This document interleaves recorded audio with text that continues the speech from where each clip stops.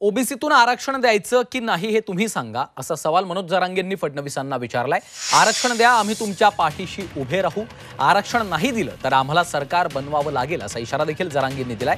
कालच फडणवीसांनी आरक्षणाबाबत महाविकास आघाडीनं भूमिका स्पष्ट करावी असं म्हटलं होतं, त्यावर जरांगेंनी हे उत्तर दिलंय।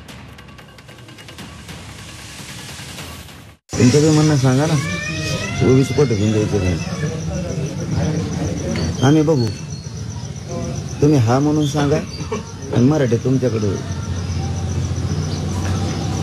माग उभा राहिले तर उभा राहतील परत। तुम्ही हा म्हणून सांगा ना, ओर दोघं वापर करता तुम्ही मराठी। महाविकास आघाडीवाले ओबीसीतून बोलणार नाहीत आरक्षणाला, महायुतीवाले बोलणार नाहीत।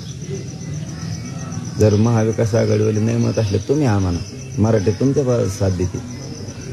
ते नसले म्हणत तर हे म्हणा, कुणीतरी हा म्हणा दोघा दोघी येईल ओर येडच काढिता आणि बरोबर करतो ह्यावेळेस। आता बघा तुम्ही दोघाला बी